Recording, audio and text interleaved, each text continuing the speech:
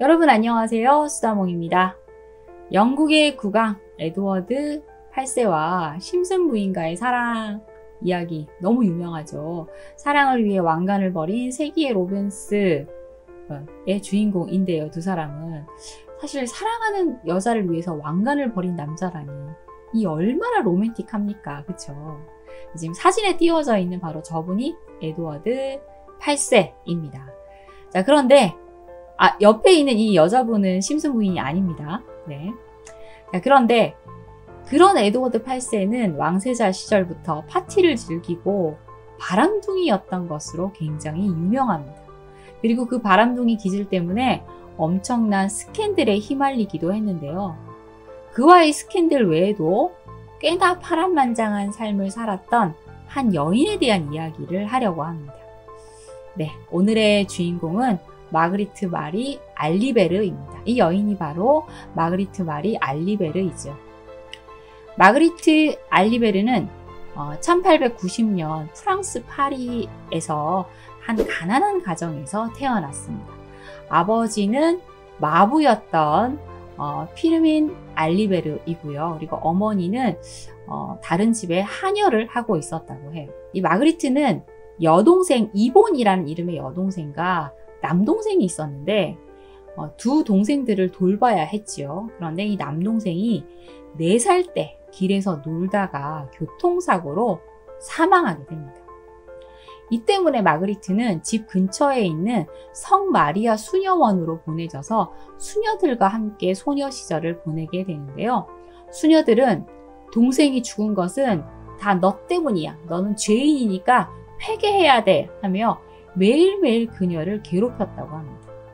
수녀원은 그렇게 그녀에게 아주 끔찍한 곳이었지만 그나마 마그리트는 노래 부르는 것을 좋아해서 이 성가를 부르는 시간만큼은 견딜 수 있었고 또 수녀원에서 약간의 교육을 받을 수 있었죠.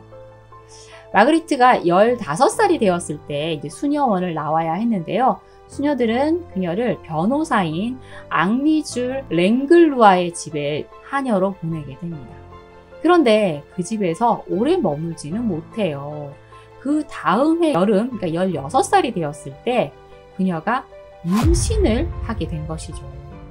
사실 지금까지 그녀의 이 첫 아이의 아버지가 누구인지 확실히 밝혀지지 않았는데 어린 시절 만났던 불장난을 했던 연인이다 라는 말도 있고 그 세계대전이 일어났을 때 사망했던 인도의 관리였다 라는 말도 있습니다.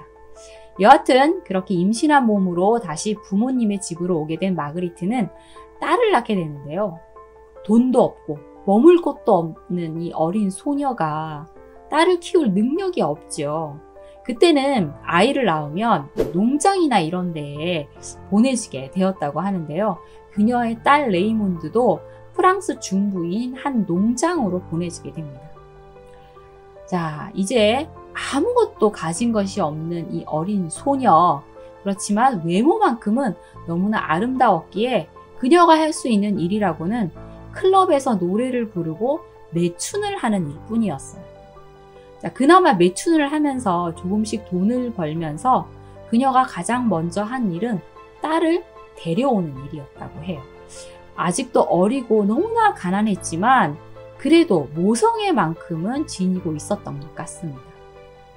마그리트는 어떻게든 이 가난을 벗어나고 좀 상류사회로 진출을 하고 싶다라는 생각을 하고 있었지만 현실은 녹록치 않아서 가장 밑바닥으로 떨어져서 길거리 매춘까지 하게 됩니다. 그러다가 어느 날 길에서 우연히 마담 데나트를 만나게 되는데요. 마담 데나트는 고급 매춘부를 양성하는 일을 하는 여인으로 이 아름다운 마그리트의 잠재력을 보게 되고 그녀를 발탁합니다. 그리고 그때부터 상류사회의 에티켓과 남자를 유혹하는 기술 등을 가르쳐서 이 아름답고 유혹적인 여인으로 거듭나게 만들죠.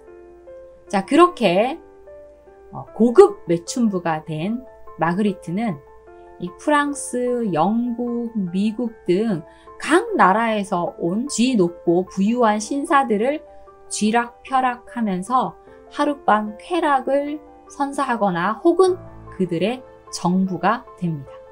그리고 이렇게 조금씩 돈을 많이 벌게 된 마그리트는 자신의 딸을 영국의 아주 훌륭한 기숙학교에 보내게 되는데요.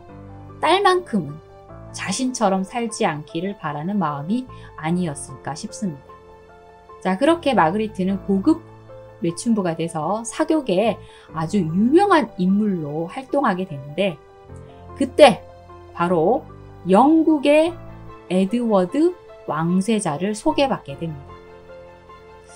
이 아름답고 유혹적인 마그리트에 대한 소문은 이미 에드워드도 듣고 있어서 관심을 보이고 있었고, 또 에드워드의 귀족 친구들은 다 한 번씩 그녀를 애인으로 꿰찬 적이 있었어요. 그녀를 에드워드 왕세자에게 딱 소개를 시켜주면서 두 사람의 운명적 만남이 시작된 것이죠. 1917년 제1차 세계대전이 끝날 무렵 두 사람은 한 파티장에서 만나게 되는데요. 단박에 서로에게 끌리게 됩니다. 당시 에드워드는 22살의 젊고 혈기왕성한 청년이었기에 이 아름답고 유혹적인 마그리트에게 푹 빠져버리게 되죠. 두 사람은 공통점이 있었어요. 두 사람 다 보기에 굉장히 날씬해 보이지요. 그래서 이 날씬한 몸매를 유지하는 것에 굉장히 신경질적으로 집착을 했고, 좀 변덕스럽고 무모한 그런 성향을 가지고 있었는데, 사실 에드워드가 이런 성향을 가지게 된 것은 아버지 조지 5세가 굉장히 억압적이고 강압적인 양육을 했기 때문이고요. 마그리트는 아마 가난과 직업적 특성 때문에 그런 성향을 가지게 된 것이 아닌가 싶습니다. 마그리트는 정말 준비된 유혹자였어요.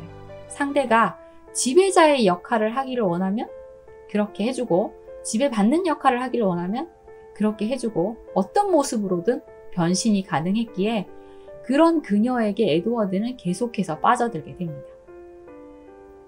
자, 그녀에 대한 이야기를 쓴 작가에 따르면 마그리트는 어린 왕자를 최고의 사업 기회로 본 유명한 침실 체조 선수였을 뿐 아니라 교활한 지배자였다라고 묘사하고 있습니다.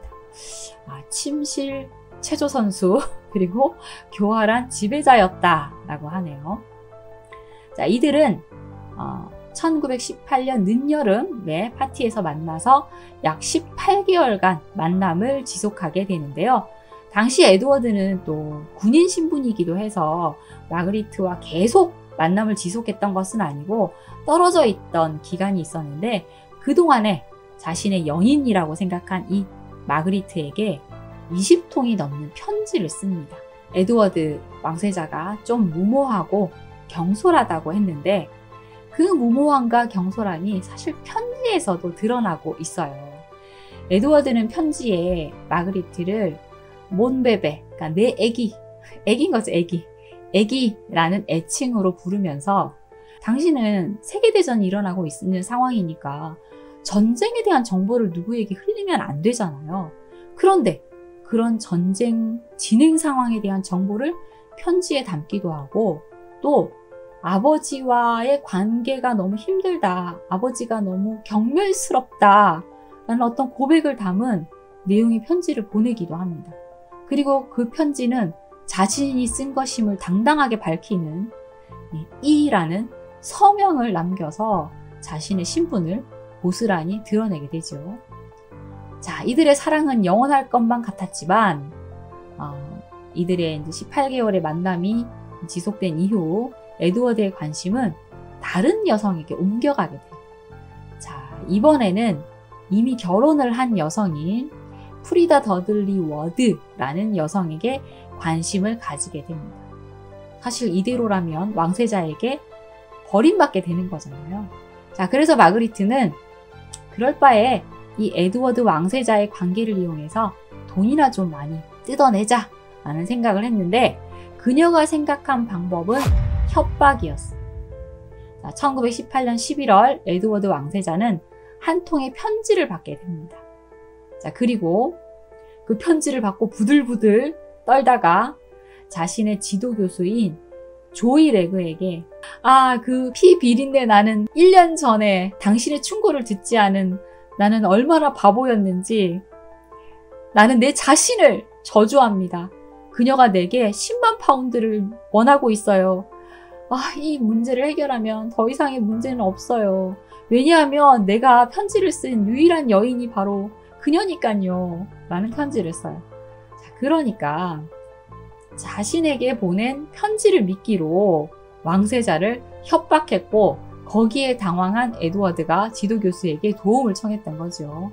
그리고 다른 친구에게 어떻게 해서든 그 편지를 돌려받아야 된다. 어떻게 하면 좋으냐 하며 전전긍긍해하고 당황하는 모습을 보입니다. 자, 에드워드가 이렇게 전전긍긍하고 있는 사이 마그리트는 역시나 또 그 아름다운 미모를 무기로 다른 남자를 만나게 되는데요. 엄청난 부자인데다가 젊은 공군 조종사였던 샤를 로랑이라는 남자를 만납니다. 샤를 로랑은 그 가족이 그 호텔도 소유하고 있고 백화점도 소유하고 있는 엄청난 부자였어요. 그래서 이 남자 놓칠 수 없다. 이 남자 꽉 잡아서 결혼까지 해야겠다 라고 결심을 했는데 이 에드워드와의 스캔들이 터져 나오면 자신의 이 결혼 프로젝트에 오히려 방해가 되잖아요. 그래서 협박을 멈추게 됩니다. 에드워드 입장에서는 너무나 다행스러운 일이죠. 자, 그렇게 마그리트는 이 샤를 로랑과 결혼을 하게 되는데 사실 성격상 충실한 아내 역할을 할 수가 없었어요. 이 부자들의 생활이란 오페라 가고 우아한 파티 즐기고 이런 게 적성에 안 맞는 거예요. 그래서 짧은 결혼 생활을 끝으로 1920년 3월 결혼 생활을 청산하고 거액의 위자료를 받고 이혼을 하게 됩니다. 그러니까 하인들이 상주하고 있는 저택을 받았고요. 말 10필이 있는 마구간을 받고 리무진을 2대를 받은 거죠. 이제 부자가 됐어요. 그럼에도 마그리트는 여기에 만족하지 못하고 더 큰 부에 목말라 했고 더 좋은 남편감을 물색하게 됩니다. 자, 그렇게 마그리트가 다시 만나게 된 남자는 프린스 알리 파흐미라고 알려진 이집트 남자였어요. 그러니까 실제로는 프린스가 아니에요. 왕자가 아니에요. 근데 알리 파흐미의 집안이 이집트에서 목화 무역을 하는데 목화 무역으로 엄청난 부를 획득해서 왕자만큼 부자인 거죠. 그래서 프린스 알리 파흐미라고 불렸던 겁니다. 뭔가 이제 이국적인 그런 좀 매력을 가진 데다가 그를 더욱더 매력있게 만든 건 엄청난 부자라는 거죠. 거기다가 알리 파흐미가 또 이 아름다운 마그리트에게 푹 빠져서 또 헤어나올 수 없으니까 마그리트는 자신을 더욱 부유하게 해줄 이 남자를 꽉 잡기로 합니다. 이 부유한 이집트 왕자 알리 파흐미는 마그리트보다 10살 연하였어요. 어린 데다가 잘생기고 이국적인 데다가 부자이고 이 남자 놓칠 수 없죠. 그래서 종교를 이슬람교로 개종을 하기까지 합니다. 자, 그런데 이미 한 번의 결혼 경험이 있잖아요. 그래서 결혼할 때 뭔가 계약을 꼼꼼히 해야 혹시나 이혼을 할 때는 더 많은 걸 받을 수 있다는 걸 이 여인은 이미 경험으로 깨닫고 있었어요. 그래서 계약서를 작성하는데 내가 이슬람교로 개종을 하긴 했지만 그래도 나는 이 서양 옷 드레스를 입는 걸 포기할 수 없다. 서양식 옷을 입는 것을 간섭하지 않고 그리고 내가 원할 때 얼마든지 이혼을 하게 해준다 라는 계약서를 작성을 했던 거예요. 그리고 1922년 12월 두 사람은 이 결혼식을 올리게 돼요. 사실 이집트 카이로에서는 난리가 났겠죠. 도대체 신분도 제대로 알 수 없는 서양 여자랑 내 아들이 결혼을 한다고 했으니까 엄청난 반대를 했을 텐데 그녀에게 빠져있던 이 알리는 마그리트와 결혼을 하게 되죠. 하지만 이 결혼은 재앙이었어요. 마그리트는 사실 이 남자가 나한테 잘해주고 행복하다면 계속 살겠지만 그거 아니라면 내가 계약서 썼으니까 재빠르게 이혼하고 많은 위자료를 받으면 돼 라는 계획을 세우고 있었는데 이게 뜻대로 되지 않는 거예요. 결혼 전에는 간도 쓸개도 다 빼줄 것처럼 했지만 사실은 마그리트를 길들일 수 있을 것이라는 생각을 했고 결혼한 후에는 자신의 뜻대로 움직이려고 한 거예요. 자신의 누이인 이본에게 편지를 보냈는데 나는 그녀를 훈련시키고 있다. 우선 어제 점심도 저녁도 안 먹고 극장에 혼자 내려놓고 왔다. 마그리트와 함께 하려면 힘을 가지고 행동해야 되고 나쁜 습관을 없애줘야 한다. 라는 편지를 썼던 겁니다.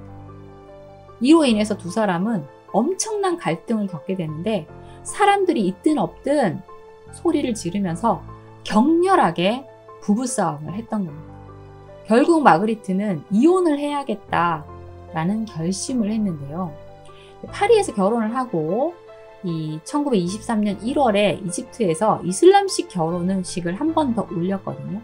그런데 이때 알리 파흐미가 그녀가 제시했던 이혼 조항을 몰래 삭제를 하고 또 중혼을 하지 않는다. 그러니까 다른 첩을 두지 않는다라는 조항이 있었는데 그것까지 몰래 삭제를 하고 이 마그리트 외에 3명의 부인을 더 두기까지 합니다. 중혼을 한 거죠. 마그리트는 도저히 이대로 살 수 없다. 나는 사기 결혼 당했다라는 생각을 하게 돼요. 자, 그러다가 1923년 7월 두 사람이 유럽 여행을 하면서 런던에 머무르고 런던에 있는 사보이 호텔에 머물게 돼요. 그런데 이전에 이미 삐걱삐걱 하고 있었으니 두 사람은 호텔에서도 싸우게 됩니다.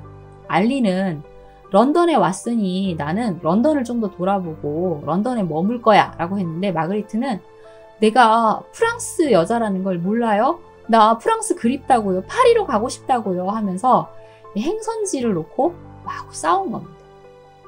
그리고도 이제 밥은 먹어야 되니까 호텔 식당에서 둘이 밥을 먹고 있었어요.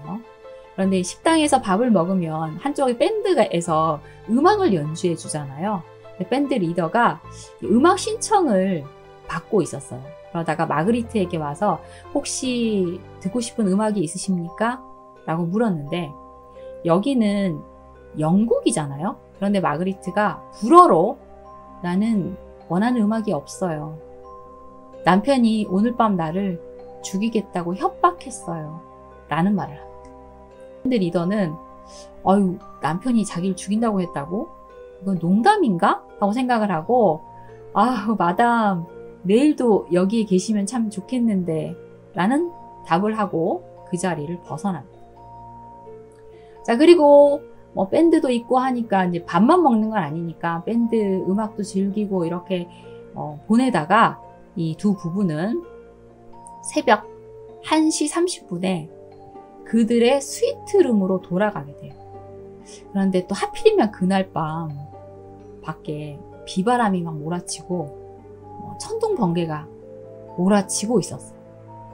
자, 그런데 그 새벽에 이 사보이 호텔에 야간 짐꾼이 탕 하고 울리는 3발의 총소리를 듣게 됩니다. 그래서 급하게 이 총소리가 들리는 스위트룸이 있는 쪽으로 막 뛰어 올라가서 총소리가 들렸으니까 방문을 열었겠죠. 그런데 이 마그리트가 권총을 들고 서 있었고 그녀의 발 아래에 그녀의 남편이 죽은 듯이 누워 있었어요. 그리고 살펴봤더니 남편 알리 이 뒤쪽에 총 2발을 맞고 그 다음에 머리에 총 1발을 맞은 상태였어요. 자, 난리가 났겠죠. 호텔 지배인이 소환되고 지금 난리가 났는데 마그리트는 그 상황에서 벌벌 떨면서 눈물을 흘리면서 나는 결혼한 지 6개월이 됐어요. 그런데 그건 나에게 지독한 고문과 같은 시간이었어요. 지독한 고통을 겪었다고요 하면서 막 중얼거리는 말을 합니다. 자, 그리고 곧 경찰이 도착을 했고 마그리트는 남편이 지금까지 자신을 계속 학대했고 그리고 참을 수 없을 때까지 계속 강간했다고 말을 합니다. 자, 사람들은 마그리트가 그래도 남편을 죽였으니까 불쌍한 여인이네, 종신형을 당하거나 사형을 당하게 되겠네 하고 수군거리고 있었죠. 그런데 정작 마그리트 본인은 자신이 절대 사형을 당하거나 감옥에 갇히지 않을 거라고 생각했어요. 왜냐하면 자신을 도와줄 사람이 있었으니까요. 마그리트는 저 사진 속에 있는 에드워드 왕세자와의 추억을 끄집어냅니다. 에드워드, 당신과의 시간은 너무나 황홀한 시간이었어요. 그리고 당신이 내게 준 편지도 너무 로맨틱했지요. 에드워드, 그 편지 내가 다 가지고 있다는 거 혹시 기억하나요? 나는 지금 당신의 도움이 필요해요. 당신이 나를 도와 내가 자유의 몸이 될 수 있게 해준다면 그 편지는 당신의 손으로 되돌아갈 수 있을 거예요.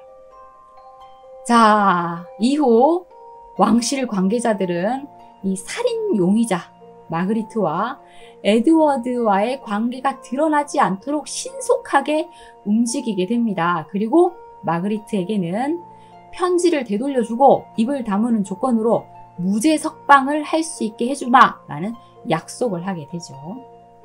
자, 결혼한 지 몇 개월 되지 않은 이 미모의 신부는 살인자 신세가 돼서 재판정에 서게 되는데요. 남편의 온갖 성적 학대를 받아왔다, 그동안 엄청난 고통을 겪었다라며 정당방위를 주장하게 됩니다.